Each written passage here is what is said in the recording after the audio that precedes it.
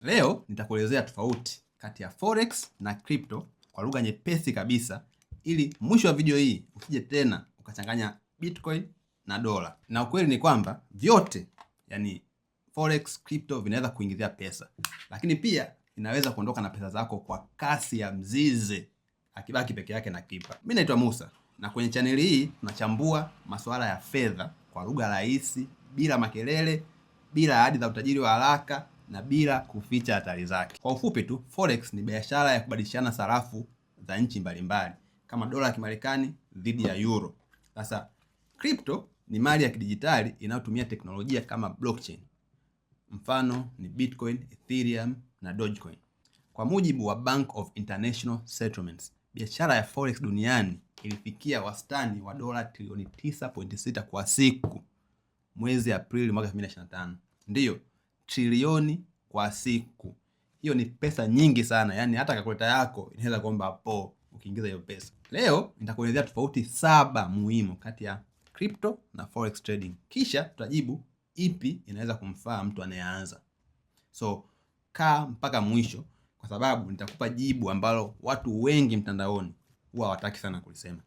Kabla tujaendelea, subscribe, washa kengele, alafu comment hapo chini neno forex au crypto ili tutambue bwana upande upi unakuvutia zaidi. Na kumbuka tu, kabla sijaanza, kwamba hii video ni kwa ajili ya elimu tu, sio ushauri wa kifedha. Lakini fanya utafiti wako na tumia pesa unazoweza kumudu kupoteza. Kama crypto inakuchanganya na unaogopa kupoteza pesa, basi unahitaji maarifa na elimu zaidi, la sivyo lazima utafeli. Sasa tuna community yetu ambayo ukijiunga utapata elimu na mwongozo wa kufanya maamuzi bora, lakini pia utapata network na connection na wadau mbalimbali ambao wapo kwenye hii game ya crypto. As you know, your network is your net worth. Sasa nimekuwekea linki hapo chini ambayo ina maelezo yote ya jinsi ya kujiunga na hii community. See you in the community. Tofauti ya kwanza kati ya crypto na forex trading ni unafanya biashara ya kitu gani? Sasa kwenye forex unafanya biashara ya sarafu mbili kwa pamoja. Kwa mfano, euro USD ni euro dhidi ya dola. Ukinunua hiyo pair ni kwamba unaamini kwamba euro itaimarika ukilinganisha na dola, na ukiuza hiyo pair ni kwamba unaamini euro itadhoofika. Fikiria unaenda Dubai na kubadilisha shilingi kwa dola. Sawa? Ushafika Dubai. Sasa forex ni wazo hilo hilo, ila sasa ufanya kwa kiwango kikubwa na mabenki, kampuni, maserikali na traders mbalimbali ambao tunaita retail traders. Traders kama wewe probably ambao una trade uko peke yako. Sasa retail traders wengi wanatumia brokers sababu hawawezi waka access soko moja kwa moja na hawakai na magunia ya madola nyumbani. Kwenye crypto unanunua mali ya kidijitali. Bitcoin inaweza kutumwa kati ya watumiaji kupitia mtandao wake bila benki kwa katikati, yani hahitaji any middleman. Sasa crypto zipo nyingi na za matumizi tofauti, lakini kuwa nazo makini sana, maana jina na logo nzuri havithibitishi thamani ya crypto. Hata kuku akiitwa Lion King bado ni kuku tu. Tofauti ya pili kati ya crypto na forex trading ni nani anayedhibiti.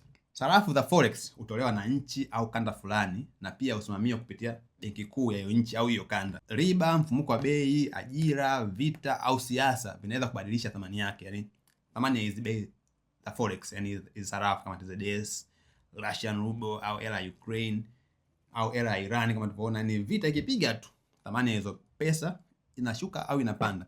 Sasa benki kuu ikibadili riba, traders wanaweza kuitikia kwa nguvu. Kama unafanya forex, nadhani umenielewa vizuri sana. Bitcoin haina benki kuu moja inayoendesha, na sheria zake zinatekelezwa na mtandao wa kompyuta. Yani kila kitu kwenye Bitcoin ni kompyuta, yani ni systems, programs ambazo zipo kwenye blockchain.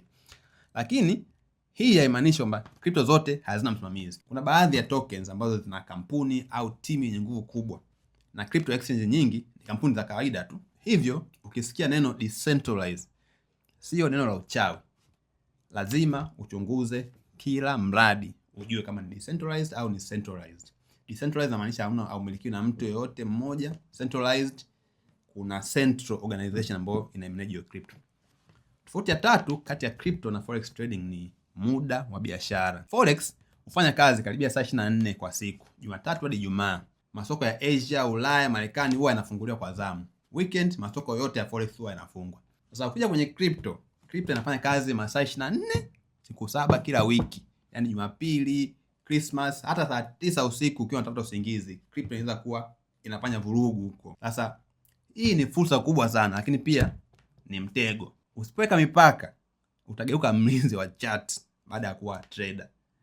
Yaani kila muda wewe utakuwa tunakaa unaangalia charts na bei ya Bitcoin kama imepanda au imeshuka.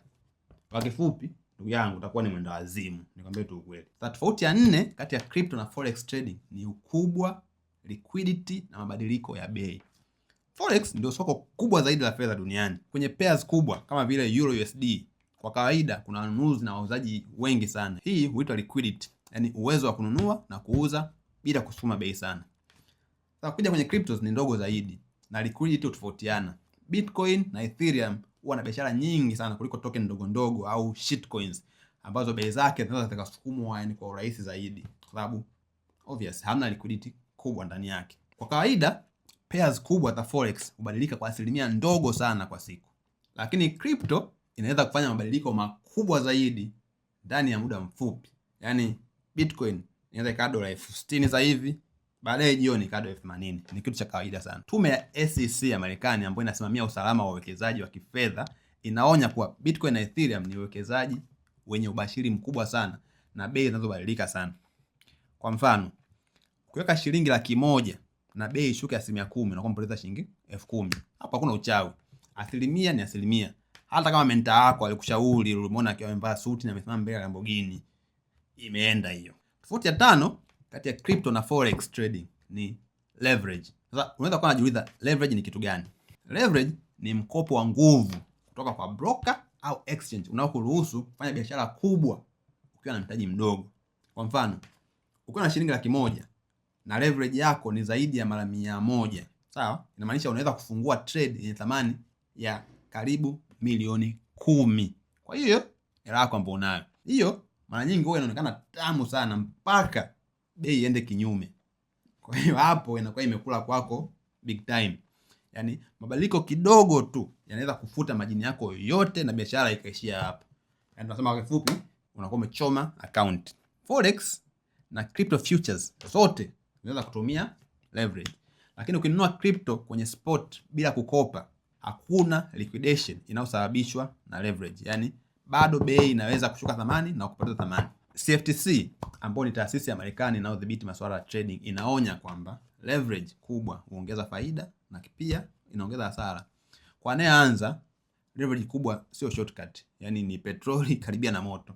Tofauti ya 6 kati ya crypto na forex trading ni unahifadhi wapi na uko salama kiasi gani. Kwenye forex, fedha zako kwa kawaida zinashikiliwa na broker. Hatari yako kubwa inakuwa ni kutumia broker asiye na leseni, masharti mabaya au tu utapeli, yani umeweka hela zako kwa broker kasepa. So hakikisha regulator anayetajwa na broker yako yupo kweli, kisha thibitisha leseni kwenye tovuti rasmi na usishie tu kuamini screenshots, maana kuna brokers wengi sana ambao ni fake sasa hivi kwenye forex. Kuja kwenye crypto, unaweza kuacha mali zako kwenye exchange au kuhamisha crypto zako kwenda kwenye wallet yako ambayo ni decentralized. Sasa kuna kitu kinaitwa seed phrase ambao ni kama funguo kuu ya wallet yako. Ukipoteza au kampa tapeli, huaga hakuna kitufe cha sijui nimesahau password kitakachokuokoa. Hakunaga. Ukipoteza mpoteza.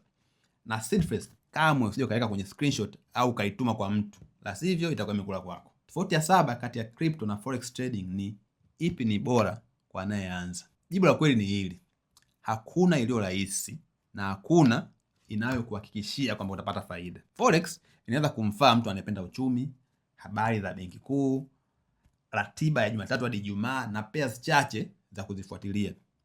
Kuja kwenye crypto inaweza kumfaa mtu anayevutiwa na teknolojia, anaelewa wallet na usalama wake, na anayeweza kuvumilia mabadiliko makubwa ya bei.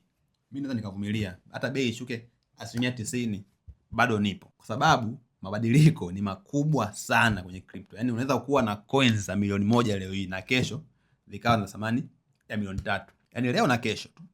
Na hicho ni kitu cha kawaida kabisa yani kwenye crypto. Unaweza lala maskini kaamka tajiri. Mimi binafsi nishashuhudia mafala wengi sana ambao wanakuwa mamilionea kwa kuwa tu walinunua coin fulani at the right time. Lakini sasa inanifaa sio sawa na niweke pesa leo. Anza na elimu kwanza.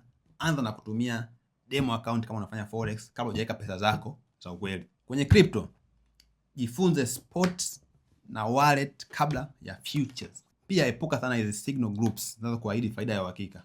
Ndugu yangu, hamnaga faida ya uhakika kwenye kitu chochote kile. Pia always kumbuka kwamba forex ni biashara ya sarafu za nchi. Ni kubwa sana, mara nyingi ni ya siku 5 na leverage ndio hatari yake kubwa sana kwa beginners, mtu anayeanza. Crypto ni biashara ya mali za kidijitali, inapatikana kila siku, yani siku zote. Hubadilika zaidi na mabadiliko makubwa sana ya bei, na inahitaji uelewe usalama wa wallet pamoja na mradi unaonunua. Yani usiweke hela kwenye kitu ambacho haukielewi. Niandikie hapo kwenye comments, ipi ni bora zaidi kwako, crypto au forex, na kwa nini? Pia share hii video na rafiki yako anayefikiria chati ya kijani ni mshahara wa bure. Na mwisho kabisa, hii sio financial advice.